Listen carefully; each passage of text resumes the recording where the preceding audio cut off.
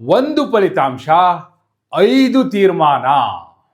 ನೋಡಿ, D K Shivakumar ಅವರು ಹೇಳ್ತಾ ಇದ್ರಲ್ಲ, ಕಾಲ ಉತ್ತರ ಕೊಡುತ್ತೆ ಅಂತೇಳಿ. ಕಾಲ ಉತ್ತರ ಕೊಟ್ಟೇ ಬಿಡ್ತು. ಒಂದೇ ಒಂದು ಫಲಿತಾಂಶ 5 ತೀರ್ಮಾನಗಳನ್ನ ಮಾಡಿದೆ. ಯಾವುದು ಆ 5 ತೀರ್ಮಾನಗಳು? ಯಾವ್ಯಾವುದು ನೋಡಿ. ಕಾಂಗ್ರೆಸ್ ಪಕ್ಷದೊಳಗೆ ನೀವೆಲ್ಲ ಕುತೂಹಲದಿಂದ ಕಾಯ್ತಾ ಇರುವಂತಹ ತೀರ್ಮಾನವೂ ಸೇರಿದಂತೆ ಒಟ್ಟು 5 ತೀರ್ಮಾನಗಳು. ನೀವೆಲ್ಲ ಕಾಯ್ತಾ ಇರೋದು ಯಾವುದು? ನಾಯಕತ್ವದ ವಿಚಾರ. ಏನು ಸಿದ್ದರಾಮಯ್ಯನವರೇ ಮುಂದುವರಿತಾರೋ ಅಥವಾ ಕೆಳಗಿಳಿತಾರೋ? ಡಿ ಕೆ ಶಿವಕುಮಾರ್ ಮುಖ್ಯಮಂತ್ರಿ ಆಗ್ತಾರೋ ಇಲ್ವೋ? ಈ ರೀತಿಯ ಕೆಲವು ಪ್ರಶ್ನೆಗಳು ನಿಮ್ಮ ಮುಂದೆ ಇದೆ. ಅದೆರಡೂ ಸೇರಿದಂತೆ ಒಟ್ಟು 5 ತೀರ್ಮಾನಗಳು ಅಂತ. ಹಾಗಾದರೆ ಯಾವುವು ಆ 5 ತೀರ್ಮಾನಗಳು? ಫಲಿತಾಂಶ ಯಾವ ರೀತಿಯಲ್ಲಿ ಆ ತೀರ್ಮಾನಗಳನ್ನ ಅಂತಿಮಗೊಳಿಸಿದೆ? ಇದರಿಂದ ಯಾರಿಗೆ ಲಾಭ, ಯಾರಿಗೆ ನಷ್ಟ, ಯಾರಿಗೆ ಪಟ್ಟ?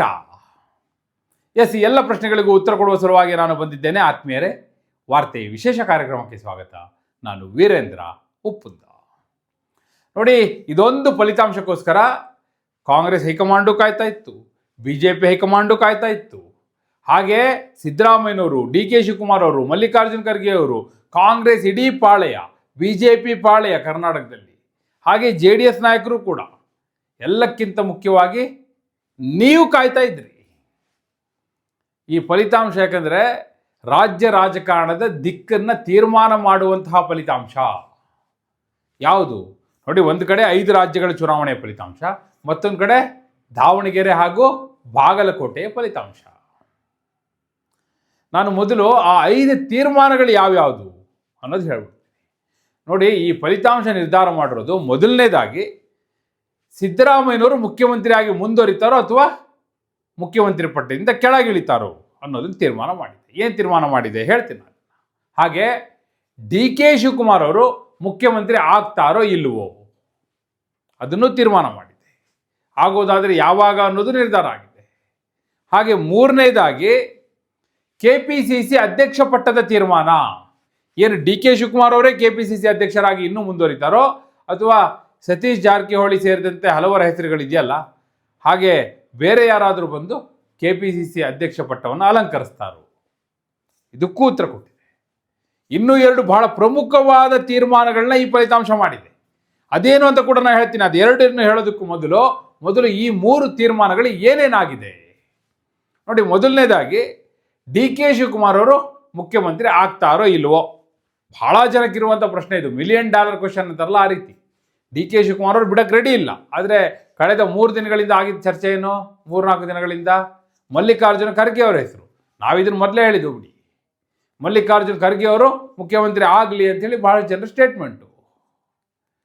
ಒಂದು ವೇಳೆ ಸಿದ್ದರಾಮಯ್ಯನವರು ಮುಖ್ಯಮಂತ್ರಿ ಪಟ್ಟದಿಂದ ಕೆಳಗೆ ಇಳಿಯೋದೇ ಆದರೆ ಪರ್ಯಾಯ ನಾಯಕ ಯಾರಪ್ಪ ಅಂದರೆ ಮಲ್ಲಿಕಾರ್ಜುನ ಖರ್ಗೆ ಅವರು ಅಂಥೇಳಿ ತೇಲ್ಬಿಟ್ರು. ಇದು ಬಿಟ್ಟಿದ್ದು ಸುಮ್ಮನೆ ಅಲ್ಲ, ಹಿನ್ನೆಲೆಯಲ್ಲಿ ಬಹಳಷ್ಟು ವರ್ಕೌಟ್ ಆಗಿದೆ. ಹೈಕಮಾಂಡು ಸಾಕಷ್ಟು ವರ್ಕೌಟ್ ಮಾಡಿದೆ. ಮತ್ತು ಹೈಕಮಾಂಡ್ಗೂ ಕೂಡ ಇದನ್ನು ಬಹಳ ಸ್ಮೂತಾಗಿ ಈ ಟ್ರಾನ್ಸಿಷನ್ ಆಗಬೇಕು ಅಂದರೆ ಡಿ ಕೆ ಶಿವಕುಮಾರ್ ಅಂದರೆ ಸಿದ್ದರಾಮಯ್ಯನವರು ಒಪ್ಪಲ್ಲ, ಸಿದ್ದರಾಮಯ್ಯನವರು ಮುಂದುವರಿಯೋದಕ್ಕೆ ಡಿ ಕೆ ಶಿವಕುಮಾರ್ ಒಪ್ಪಲ್ಲ. ಮಧ್ಯದಲ್ಲಿ ಯಾರಾದರೂ ಒಬ್ಬರು ಬೇಕಿತ್ತು. ಸಿದ್ದರಾಮಯ್ಯನವ್ರ ಕಡೆಯವ್ರನ್ನ ಡಿ ಕೆ ಶಿವಕುಮಾರ್ ಒಪ್ಪಲ್ಲ, ಡಿ ಕೆ ಶಿವಕುಮಾರ್ ಕಡೆಯವ್ರನ್ನ ಸಿದ್ದರಾಮಯ್ಯನವರು ಒಪ್ಪಲ್ಲ. ಹೀಗಿರುವಾಗ ಇಬ್ಬರ ಕಡೆಯವರೂ ಅಲ್ಲದ ಎಲ್ಲರಿಗೂ ಒಪ್ಪಿತವಾಗುವ ಒಬ್ಬ ನಾಯಕ ಬೇಕಿತ್ತು. ಆ ಕಾರಣಕ್ಕಾಗಿ ಈ ಹೆಸರನ್ನಿಗೆ ತೇಲ್ಬಿಟ್ಟಿರೋದು. ಏನೇನು ಡಿಸ್ಕಷನ್ ಆಗುತ್ತೋ ಆಗಲಿ, ಏನೇನು ಡಿಬೇಟ್ ಆಗುತ್ತೋ ಆಗಲಿ, ಏನು ರಿಸಲ್ಟ್ ಬರುತ್ತೋ ಬರಲಿ, ನೋಡೋಣ, ಅದನ್ನು ಆಧರಿಸಿ ನಾವು ತೀರ್ಮಾನ ಮಾಡೋಣ ಅಂತ. ಹಾಗಾದರೆ ಡಿ ಕೆ ಶಿವಕುಮಾರ್ ಮುಖ್ಯಮಂತ್ರಿ ಆಗ್ತಾರೋ ಇಲ್ವೋ ನೋಡಿ.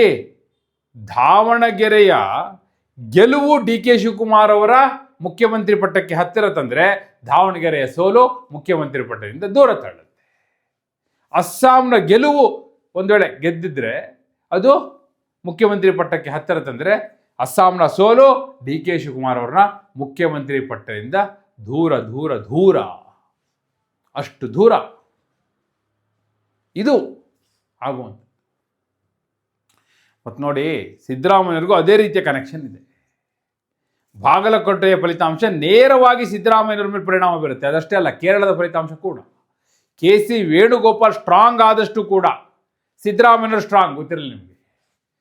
ಕಡೇ ಪಕ್ಷ ಹೈಕಮಾಂಡ್ ಇಲ್ಲ ಸಿದ್ದರಾಮಯ್ಯವ್ರೆ, ನೀವು ಬಿಟ್ಕೊಡ್ಬೇಕಾಗುತ್ತೆ ಮುಂದಿನ ಭವಿಷ್ಯ ದೃಷ್ಟಿಯಿಂದ ಅಂತ ಹೇಳಿದ್ರು ಕೂಡ ಸಿದ್ದರಾಮಯ್ಯನವರ ಇಚ್ಛೆಯಂತೆ, ಹಾಗೆ ಮುಂದಿನ ನಾಯಕನ ಆಯ್ಕೆಯಲ್ಲೂ ಸಿದ್ದರಾಮಯ್ಯನವರ ಅಭಿಪ್ರಾಯಕ್ಕೆ ಅಷ್ಟರ ಮಟ್ಟಿಗಿನ ಗಣನೆಗೆ ತೆಗೆದುಕೊಳ್ಳುವಂಥ ಅನಿವಾರ್ಯತೆ ಇರುತ್ತೆ. ಆ ದೃಷ್ಟಿಯಿಂದ ಎರಡು ಫಲಿತಾಂಶವನ್ನು ನೋಡಬೇಕಾಗುತ್ತೆ. ಇವತ್ತಿನ ಬಾಗಲಕೋಟೆ ಫಲಿತಾಂಶ ಹಾಗೂ ಕೇರಳದ ಫಲಿತಾಂಶ ಆ ಕಾರಣಕ್ಕಾಗಿ ಬಹಳ ಮುಖ್ಯ. ನೋಡಿ, ಈ ಎರಡೂ ಫಲಿತಾಂಶಗಳು ಯಾಕೆ ಇಡೀ ರಾಜ್ಯ ರಾಜಕಾರಣದ ದಿಕ್ಕನ್ನೇ ಬದಲಾಯಿಸುತ್ತೆ ಅಂದರೆ, ನಾಯಕತ್ವ ಬದಲಾವಣೆಯ ತೀರ್ಮಾನದ ಬೆನ್ನಲ್ಲೇ BJPಯಲ್ಲೂ ಸಾಕಷ್ಟು ಬೆಳವಣಿಗೆ ಆಗುವಂಥದ್ದಿದೆ. ಅವರು ಇದಕ್ಕೋಸ್ಕರನೇ ಕಾಯ್ತಾ ಇದ್ದು. ಇನ್ನಲ್ಲೂ ಕೂಡ ಚಟುವಟಿಕೆಗಳು ಶುರುವಾಗುತ್ತೆ.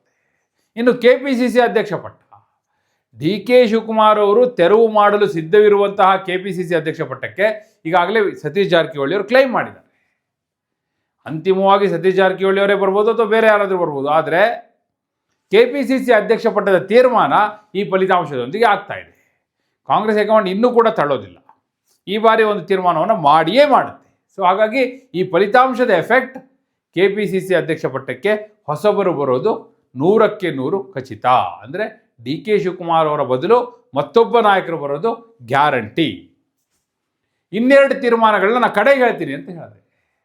ಯಾವ್ಯಾವುದು ಎರಡು ತೀರ್ಮಾನಗಳನ್ನ ಅಂತಿಮಗೊಳಿಸಿರುವಂಥದ್ದು ಈ ಫಲಿತಾಂಶ ನೋಡಿ. ಮೊದಲನೇದಾಗಿ ಮಲ್ಲಿಕಾರ್ಜುನ ಖರ್ಗೆ ಅವರ ಭವಿಷ್ಯವನ್ನು ಕೂಡ ಈ ಫಲಿತಾಂಶ ನಿರ್ಧಾರ ಮಾಡಿದೆ. ಅದಕ್ಕೆ ಖರ್ಗೆ ಅವರು ಕಳೆದ 3-4 ದಿನಗಳಿಂದ ನಿರಂತರವಾಗಿ ಮಾತಾಡಿದ್ದು. ಅವರಿಗೂ ಗೊತ್ತಿತ್ತು ಈ ಫಲಿತಾಂಶ ಅಷ್ಟರ ಮಟ್ಟಿಗೆ ಪರಿಣಾಮವನ್ನು ಬೀರುತ್ತೆ ಅನ್ನೋದು ಅವರಿಗೆ ಖಚಿತ ಇತ್ತು. ಮತ್ತು ಖರ್ಗೆ ಅವರಿಗೆ ಮತ್ತೊಂದು ಗೊತ್ತಿತ್ತೇನಪ್ಪ ಅಂದರೆ, ಇದು ನನ್ನ ಕಟ್ಟ ಕಡೆಯ ಅವಕಾಶ. ನಾನು ಈಗೇನಾದರೂ CM ಆಗಲಿಲ್ಲ ಅಂದರೆ ನನ್ನ ಜನ್ಮದಲ್ಲಿ ಮತ್ತೆ ಮುಖ್ಯಮಂತ್ರಿ ಅನ್ನುವಂಥ ಪಟ್ಟ ನನ್ನ ಪಾಲಿಗೆ ಇಲ್ಲವೇ ಇಲ್ಲ, ಮುಗಿದ ಕತೆ, ದಿ ಎಂಡ್, ಫುಲ್ ಸ್ಟಾಪ್. ಅವ್ರಿಗೆ ಗೊತ್ತಿತ್ತದು. ಅದೇ ಕಾರಣಕ್ಕಾಗಿ ಕಟ್ಟ ಕಡೆಯ ಅವಕಾಶ ಅಂತೇಳಿ ದಾಳವನ್ನು ಹೊರಡಿಸಿದ್ರು. ಈ ಫಲಿತಾಂಶ ಇದೆಯಲ್ಲ, ಖರ್ಗೆ ಅವರಿಗೆ ಒಂದಷ್ಟು ಹೋಪ್ನ ತಂದುಕೊಟ್ಟಿದೆ. ಅವರಿಗೆ ಒಂದು ಆಸೆ ಕಂಗಳಿಂದ ಕಡೆಯದಾಗಿ ನೋಡುವಂತಹ ಮುಖ್ಯಮಂತ್ರಿ ಪಟ್ಟದೆಡೆಗೆ, ಮುಖ್ಯಮಂತ್ರಿ ಕುರ್ಚಿಯೆಡೆಗೆ ನೋಡುವಂಥ ಅವಕಾಶವನ್ನು ಮಾಡಿಕೊಟ್ಟಿದೆ. ಹೀಗಾಗಿ ಖರ್ಗೆ ಅವರು ಮುಖ್ಯಮಂತ್ರಿ ಪಟ್ಟದ ಹತ್ತಿರ ಸಾಗ್ತಾ ಇದ್ದಾರೆ ಅನ್ನೋದು ಮೇಲ್ನೋಟಕ್ಕೆ ಗೋಚರಿಸ್ತಾ ಇದೆ. ಅಂತಿಮವಾಗಿ ಏನು ಬೇಕಾದರೂ ಆಗ್ಬೋದು.